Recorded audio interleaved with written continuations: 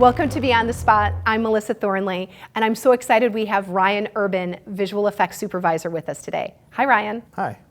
So tell me, how did you find out about visual effects, and how did you get into visual effects?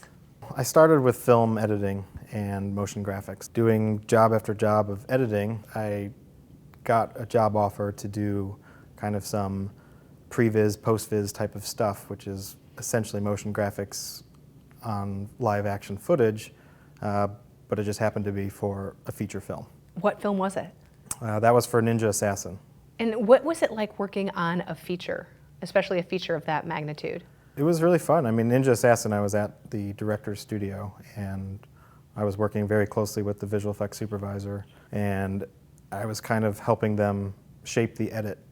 So before they sent a big VFX shot to a vendor, they wanted me to just kind of throw something in there, mock it up to see if it kind of made sense. So if you had a ninja jumping in camera, we wanted to know why he was jumping. So I added like a quick chain that went under his feet, so that then in the editing process you could actually see why that ninja was jumping.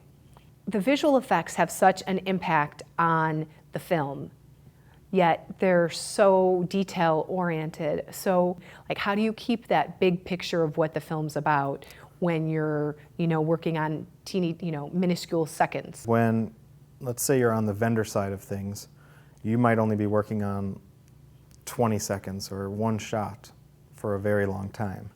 And the movie is it's sensitive information. They don't want, information getting leaked out. So they really only tell you what you need to know for that little bit. So it can be challenging to understand how does this fit into the rest of the story, but usually they're pretty good about giving you that type of information. Whereas when you're working on the production side, you really get to see the full scope of the picture, and you kind of understand the overall arcs, and you see what they're trying to accomplish. Who are people in your career that stand out as pivotal mentors for you?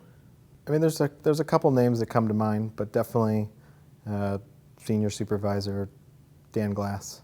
He was my first VFX supervisor on Ninja Assassin, and I've worked with him on many projects now over the years. I think it's been almost 7 years. So what was it that you learned from Dan? Why has he been so pivotal? He's a really knowledgeable guy when it comes to visual effects. He knows a lot of it, inside and out, how it helps the story, what you have to do on set to get what you need to do, and seeing what he does on the post-production side as well is how he handles artists, how he manages teams. He can really get a really good end result. So what do you think his trick is to inspiring people? I mean, to me, he's inspired me from the first job that I worked with him on. I was having a meeting with him, and I remember looking at his calendar, and it said, call with Christopher Nolan at 12, call with Terrence Malick at 1, call with the Wachowskis at 2. And I was like, how cool is that? I want to be you. Yeah. So another thing that's been interesting in your life is you recently became a dad. Yes, I did. So congratulations. Thank you. So I'm curious, how has that impacted you professionally? Has it impacted your creativity, how you look at things? What's fatherhood brought to the table for you? Well, it's still a new territory for me. She's only 5 months old, but it's impacted me in the sense that I'm a little more tired now.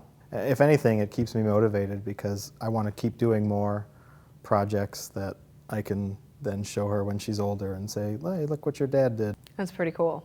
So what are other tips that you could give to aspiring visual effects artists? For people that are trying to break in, I would say the same as artists that are currently in. You have to find a way to stay patient and passionate. And if you're doing something else that's not quite what you want to do, you have the internet at your disposal to Google something and figure out what's out there, and you'll find a tutorial video. When I was learning Shake, the Apple compositing program, it was at a time when YouTube didn't exist, and I had to learn from people that knew it in the industry. I couldn't Google something if I was stuck. I had to rely on the person sitting next to me. Right. So you can at least, you have an immediate go-to and then if that doesn't work, you can try something else. But Yeah, sort you of, might not become like a professional overnight by watching videos, but it'll give you a start of what to ask, what to research more. Oh, this topic's great. Now can I find a book about that? You know, that type of stuff. how does working in visual effects impact how you see the real world? You definitely think about them on the dumbest things when you see like a piece of fuzz on someone's shirt and you're like, we could remove that and make it look nice and clean. For you, you've worked on commercials, you've worked on features, you've worked on television series. What are some of your favorite things about working in these different genres? There's a lot of overlap and there's a lot of differences. I really like that, you know, each one kind of has a very different turnover, a different route to the finish line. But most of the time you use the same techniques regardless. And do you have a favorite? Commercials can be fun. I definitely I really like the features and the story side of things. But when you have that commercial that actually captures a story, that's when, you know, the feature side of me gets all excited because I'm like, yes, now we can do something cool in this commercial and tell a cool story. So what do you love about what you do in general? I love making something that's not real, believable. And that can be in anything. Like when you are watching something and you stop it and you tell, hey, yeah, we replaced all of that. And someone goes, oh, really? I had no idea. You know, the best compliment is when someone doesn't actually notice our work.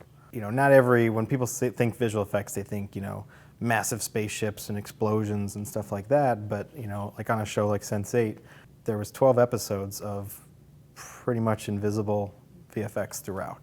They shot a lot, and in order to do that, they shot with multiple cameras. And a lot of times when you shoot with multiple cameras, a camera operator is going to get into the other camera frame. So we usually have to figure out the approach to rebuild the side of frame, and you'll never know that there was someone there. So it's come to that time where I ask the 3 questions. And the first question is, where do you come from? I'd say I come from a place where I just want to make cool shit. That's a good come from. I like coming from there. And where are you going? Probably to the suburbs. Hence the girl. Hence the baby. Hence the baby. The suburbs aren't all that bad. Yeah. Have no fear. Have no fear. And what keeps you going? Finding whatever motivates me and keeps me passionate. Thank you so much for spending time with me on the spot. Yeah, thanks for having me.